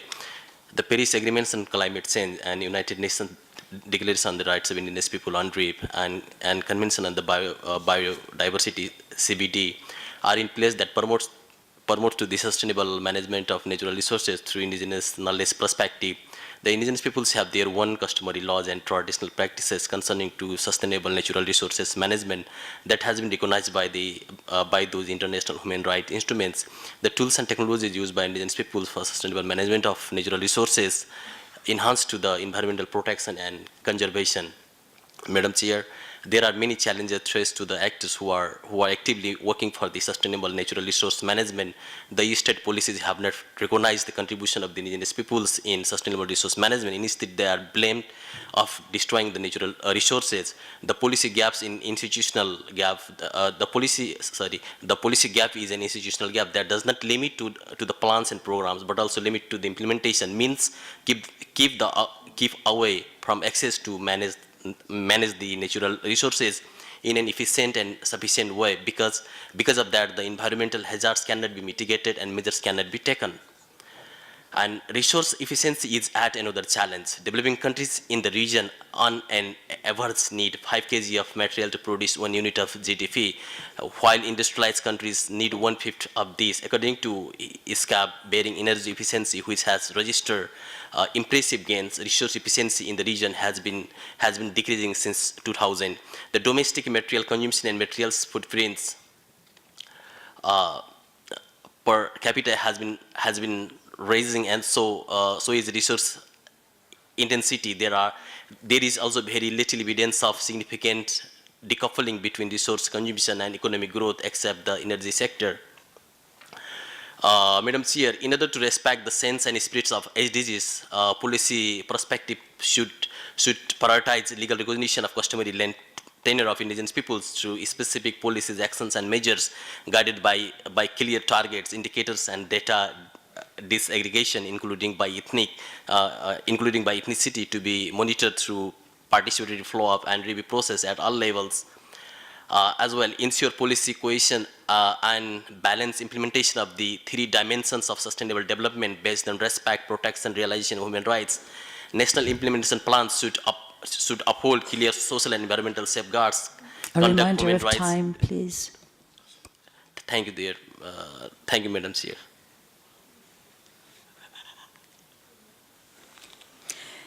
Thank you very much, Representative of Asia Indigenous Peoples Pact. I now give the floor to the representative from the Environment and Social Development Organization. Thank you, Madam Chair.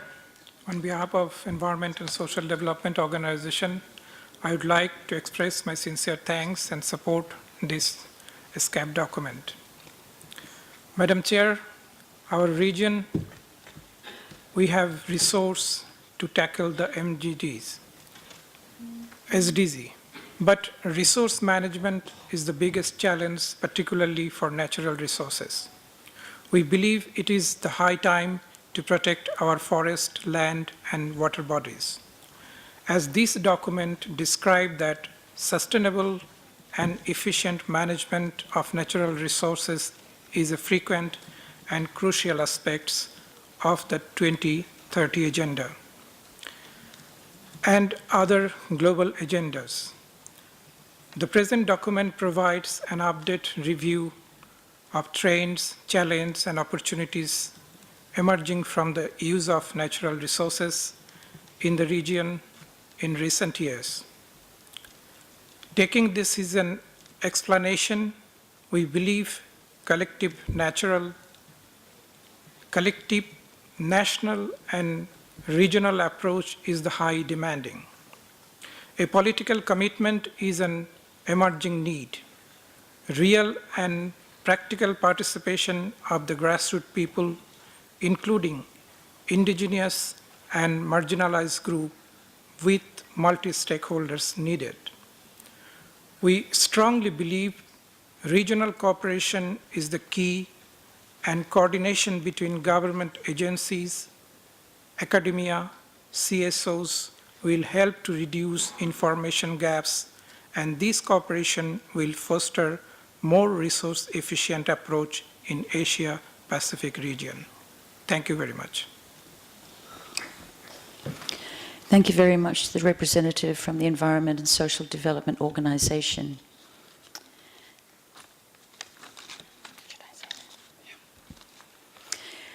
Thank you for all those interesting statements and remarks, and for an excellent session.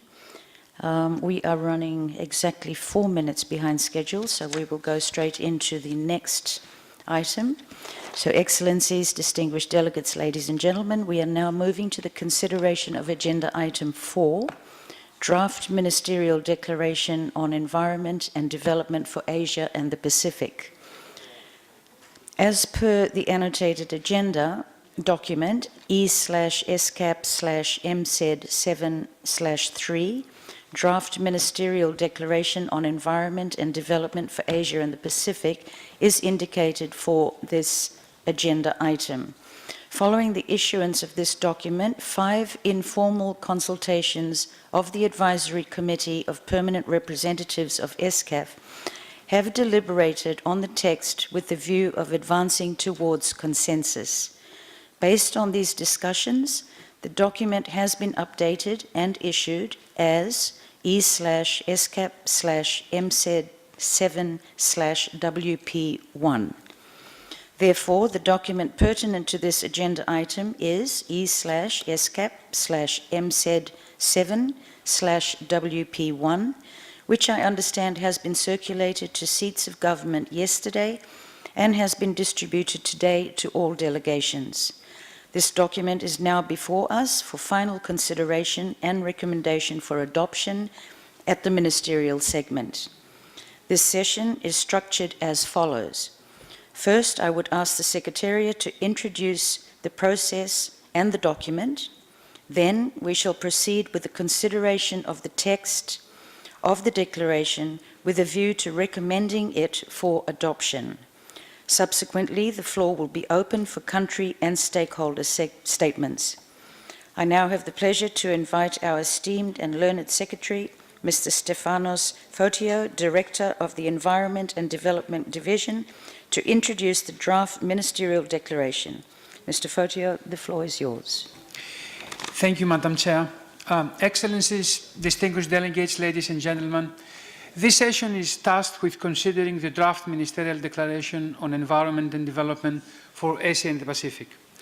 To support this task, the Secretariat facilitated, in consultation and under the guidance of the Member States, the development of the draft Ministerial Declaration on Environment and Development, the item under discussion under Agenda Item 4 this afternoon. The document in front of you represents the agreement reached to date through the following process.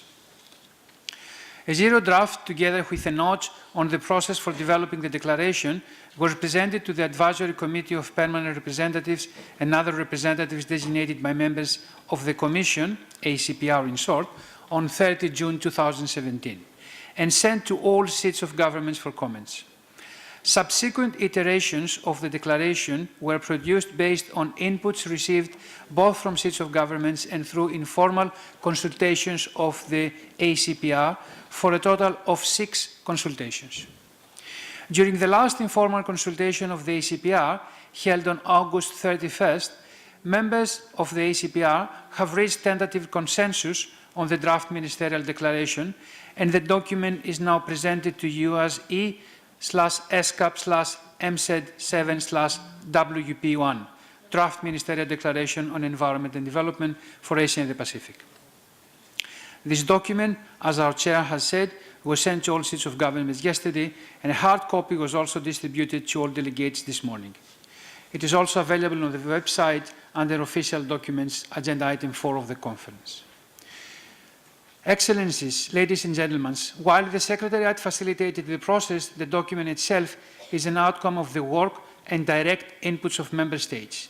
We would like to take this opportunity to thank all Member States that have provided comments for their valuable inputs and active participation in the process.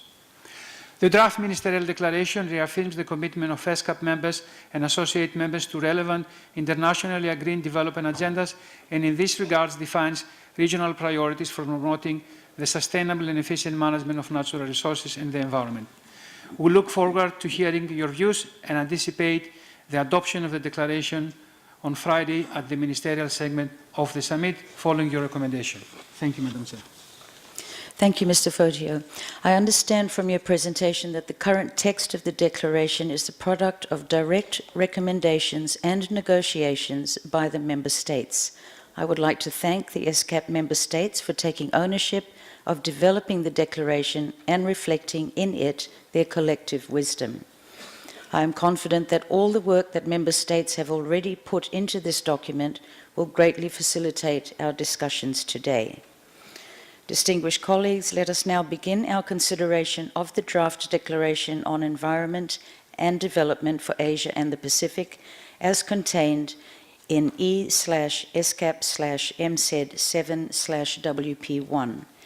I propose to now take comments by groups of paragraphs, but before that, are there any general comments on the text at this time?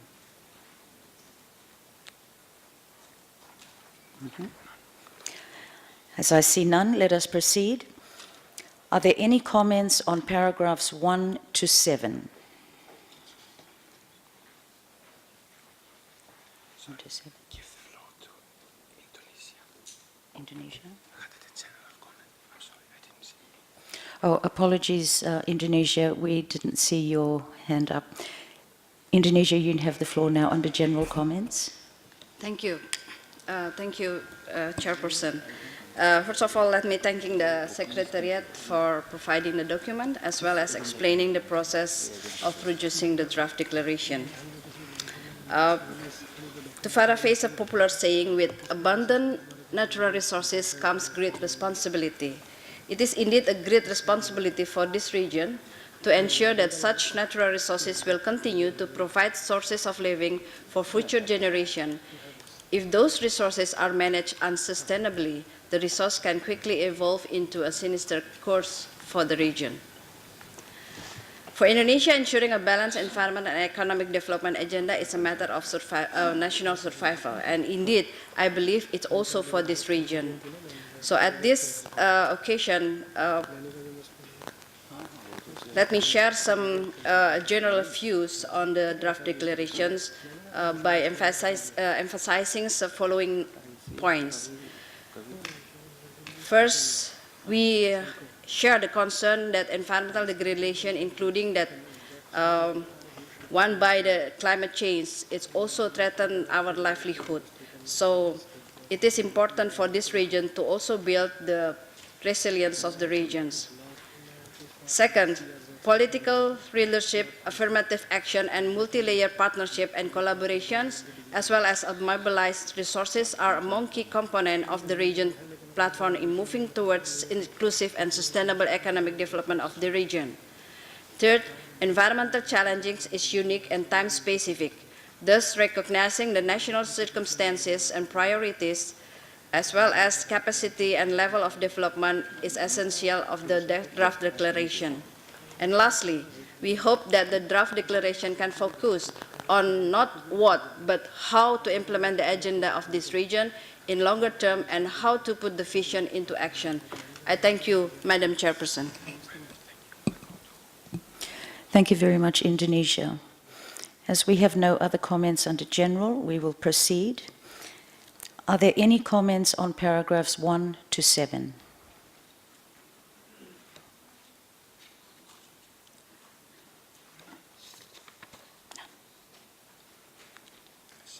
As I see none, let us now proceed to paragraphs 8 to 11.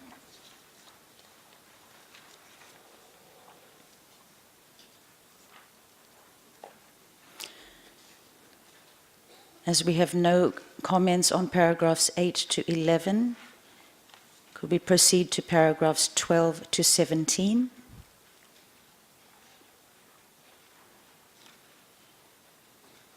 Are there any comments on paragraphs 12 to 17? As I see none, we will proceed now to paragraphs 18 to 20.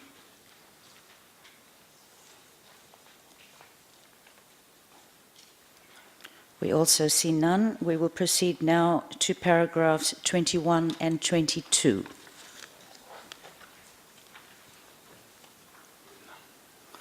I see none. As it appears that there are no outstanding issues to resolve in this draft document, then do I take it that the senior officials can recommend the text for adoption by the ministers? It is so decided.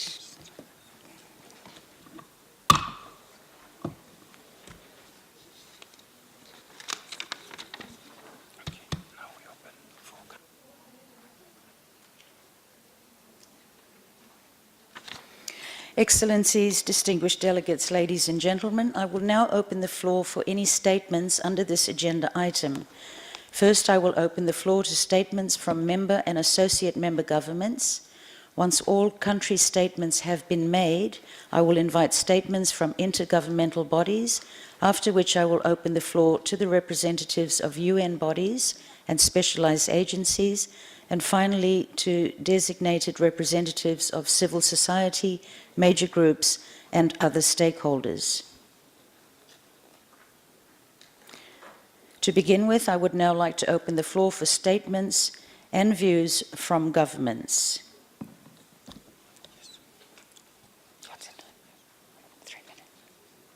I would also like to remind delegates of the time limit of 3 minutes, and I now invite the member from Thailand. Thank you, Madam Chair. First of all, I would like to thank the Secretariat for the preparation of the draft Ministerial Declaration of MZ7. Thailand recognizes that MZ has served as a regional platform in addressing emerging environmental and development challenges for more than 3 decades. However, in recent years, a number of regional intergovernmental platforms have been initiated to address environmental issues and sustainable development. For example, Asia-Pacific Forum for Sustainable Development focuses on regional perspective on the implementation and follow-up of the Agenda 2030 for Sustainable Development in the region. The UNEP Forum of Ministers and Environment Authorities of Asia-Pacific has also been set up as a regional platform to tackle environmental challenges in the region. Thailand strongly supports using the existing conference structure of ESCAP, namely the Committee on Environment and Development in convening the ministerial meeting in the future. Thank you. For the effectiveness and benefit to member countries. Thank you, distinguished delegate from Thailand. I now give the floor to the distinguished delegate from Indonesia.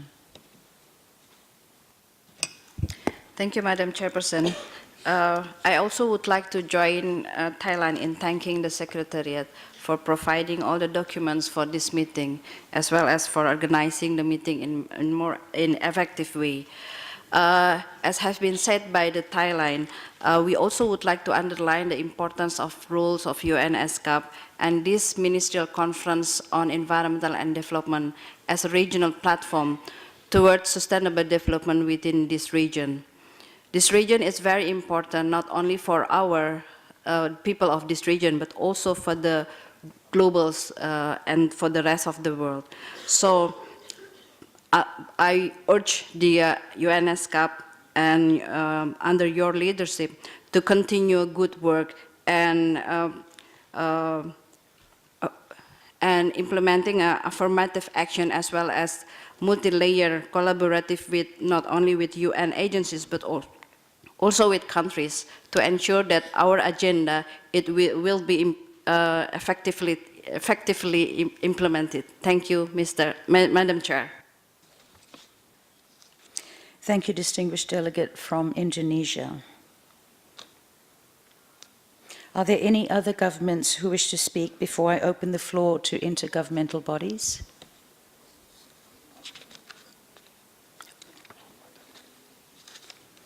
I see none. Thank you for your kind attention. I will now open the floor to intergovernmental bodies. Are there any representatives of intergovernmental bodies who wish to speak before I open the floor to UN bodies and specialized agencies? I see none. I will now open the floor to UN bodies and specialized agencies. Are there any UN bodies and specialized agencies who wish to speak? None. I see none.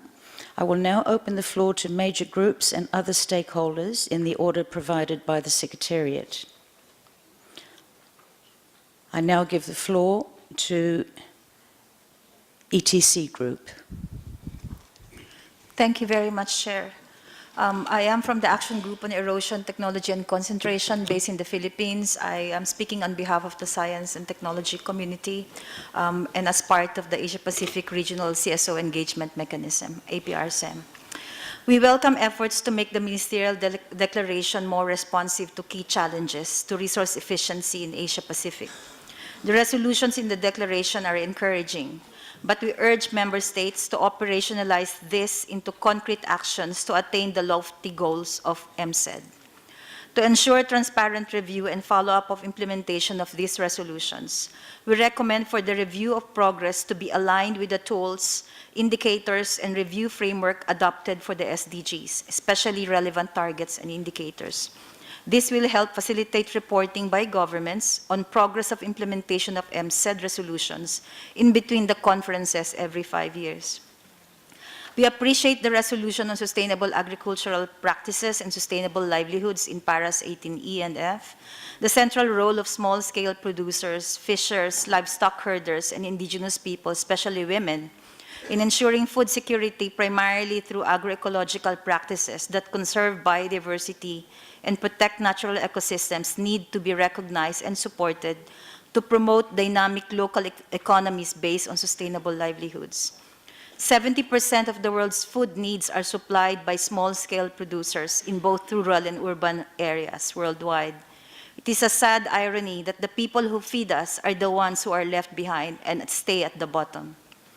On technology in Para 19A, we expect that the technologies aspired for are not only hardware, not only high-tech, and not only new, but more importantly, the ability to access and benefit from proven technologies that promote resource efficiency by those who are left behind to address inequality. In our view, the most strategic aspect in transfer and use of environmentally sound technologies involves promoting and harnessing capacities to develop endogenous and indigenous technologies for resource efficiency within countries. This requires capacity building and appropriate facilitation from governments, research institutions, technology providers, and civil society organizations involved in local innovations. In addition, technology should not be viewed as a quick fix, but should be developed, diffused, and deployed, guided by the precautionary principle, and involving societal actors and evaluating potential opportunities and consequences to the environment and livelihood. Active people's participation in technology assessment could help ensure that technologies are gender responsive and address local needs. Thank you, Chair. Thank you very much, representative of ETC Group. I now invite the representative from Asia Young Indigenous People Network.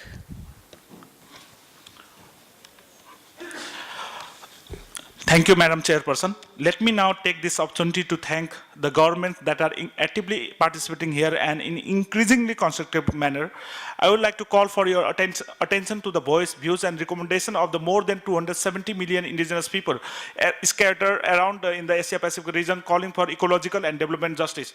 On this agenda item, I refer to the especially goal number 2, 13, 14, and 15 of the Sustainable Development Goals. And first and the foremost, I would like to emphasize that special measures and measurements are required to overcome the persistent marginalization of indigenous people with traditional knowledge and through sustainable natural resource management system. Indigenous people are actively contributing to the sustainable development and the environment.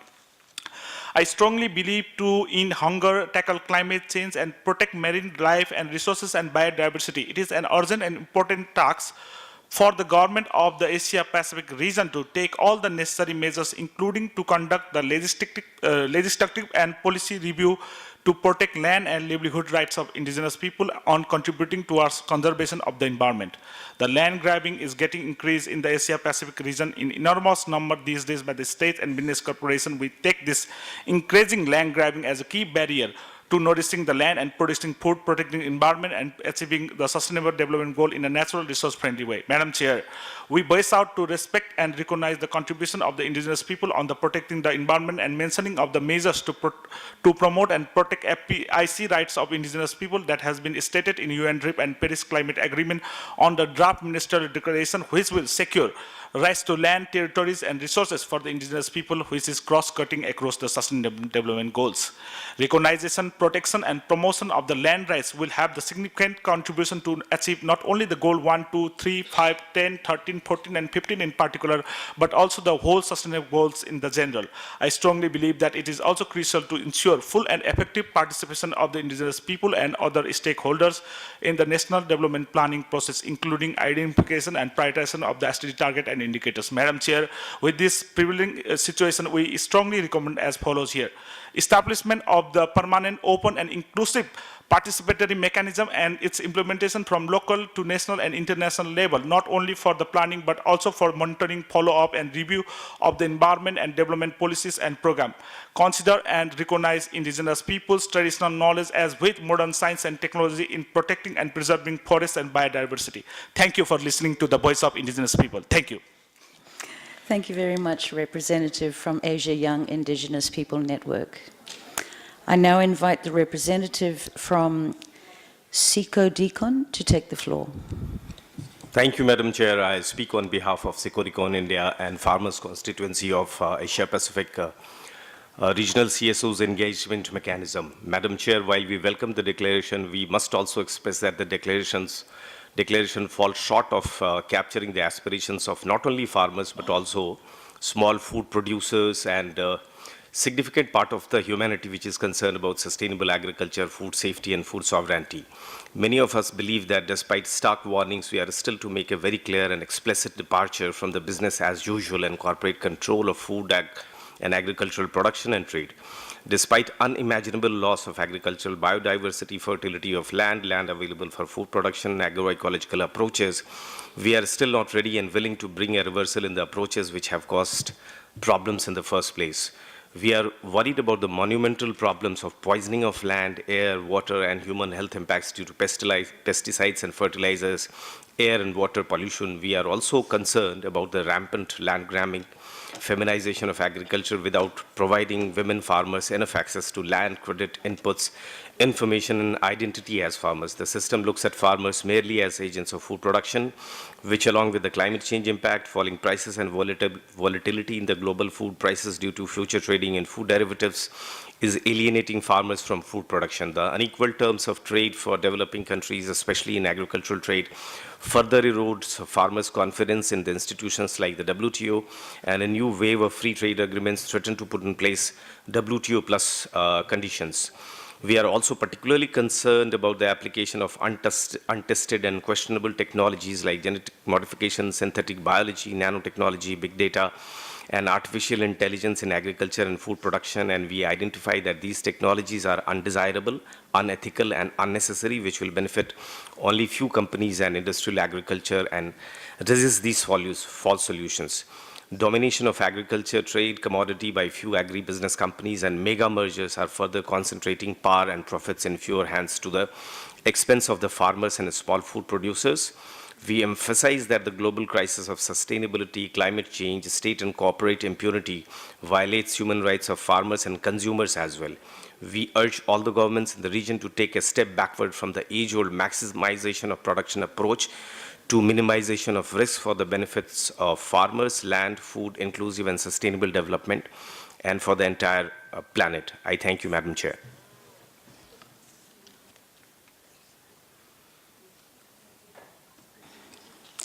Thank you very much to the representative from Siko Dikon. I now give the floor to the representative from GCAP Youth, SENCAP. Thank you, Madam Chair. We, the LGBTIQ constituency of the Asia-Pacific Regional CSO Engagement Mechanism, met at the Asia-Pacific Ministerial Summit on Environment, issued the following statement. The UN definition of pollution may not all capture people's realities and how people in the communities experience it. While it is also important to reflect that there has been a growing understanding of the issues of our environment and of the problem of pollution, still missing in the discourse is the acknowledgement and action on the root causes and drivers of these problems, which people's movement across the region repeatedly point to the profit-driven or business-as-usual framework of the global capitalist economy. The 2030 Agenda for Sustainable Development ensuring no one is left behind, the Paris Agreement, the Addis Ababa Action Agenda, the Sendai Framework for Disaster Risk Reduction, the Samoa Pathway, the New Urban Development Agenda, and in particular the United Nations Secretary General Synthesis Report, paragraph 78, which states an enabling environment under the rule of law must be secure for the free, active, and meaningful engagement of civil society and advocates reflecting the voices of women, minorities, LGBT groups, indigenous people, youth, adolescents, and older people. All reiterate that the marginalized and most vulnerable groups are the utmost important stakeholders in decision-making processes, including capacity building. As LGBTIQ individuals, we are stigmatized, discriminated, and criminalized for our sexual orientations, gender identity and expressions, and sex characteristics. The United Nations Resolution on Sexual Orientation, Gender Identity A/HRC/RES/27/32, which is in line with report of the United Nations High Commissioner on Human Rights, recognized that discriminatory laws and practices and acts of violence are perpetrated against individuals based on their sexual orientation and gender identity. A/HRC/19/41. Injustice from the current model of global development, exclusion from social and economic development, and are also victims of the natural and environmental disaster. We still have to carry the burden of the impact of natural disaster includes inter alia discrimination, social exclusion, and violence. We are concerned that equality, gender justice, and human rights values with non-discriminatory principles are not integrated in the negotiation of Asia-Pacific countries, and adherence to the basic principle of universality, interdependence, indivisibility, and interrelatedness of human rights as enshrined in the Universal Declaration of Human Rights and consequently elaborated in other human rights instruments such as International Covenant on Economic, Social, and Cultural Rights, International Covenant on Civil and Political Rights. Lastly, for realization of development justice, we urge government to adopt new system of measuring environmental health which incorporates social dimension, including sexual and reproductive health and rights.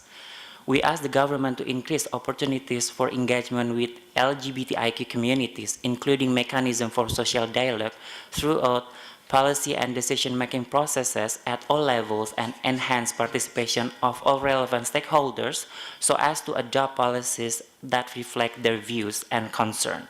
We also ask that greater attention should be paid to access to environmental information, public participation in decision-making, and access to justice in environmental matters, which are universal environmental rights that reflect the essential element of sustainable development.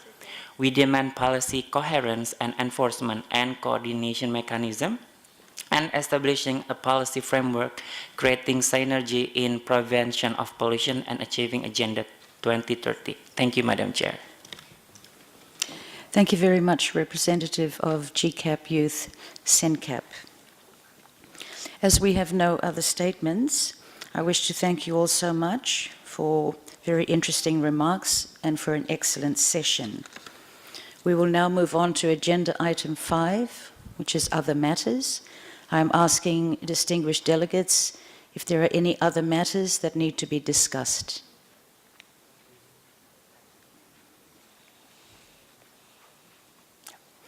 As I see none, I will close the session and our discussion for today. I thank you once again for your insightful and interesting remarks and for an excellent session. I wish to remind you that tomorrow we will adopt the report of the senior officials under agenda item 11. The Secretariat will circulate the draft report shortly after noon for our review. And now, before we leave, I would like to invite our MC to make any announcements that she may have. Thank you, Madam Chair. Excellencies, distinguished delegates, ladies and gentlemen, as we just heard, kindly be advised that agenda item 11, adoption of the report of the senior officials of the 7th Ministerial Conference on Environment and Development in Asia and the Pacific will take place tomorrow afternoon at 4:45 p.m. in Conference Room 2. The draft report will be circulated after lunch for review by delegates, and all documents are also uploaded to the summit website regularly. Tomorrow evening, the Carnegie Climate Geoengineering Governance Initiative, C2G2, warmly welcomes delegates to join an informal dinner reception to learn about the latest thinking on climate geoengineering. The dinner will take place in the reception hall on the ground floor of the conference center from 5:30 p.m. or after the end of the proceedings tomorrow. Thank you for your contributions today. We will resume tomorrow at 9 a.m. sharp. Thank you and good evening. And thank you, MC. Excellencies, distinguished delegates, ladies and gentlemen, we are now adjourned for the day. Thank you very much, and Vinaka Vakalevu.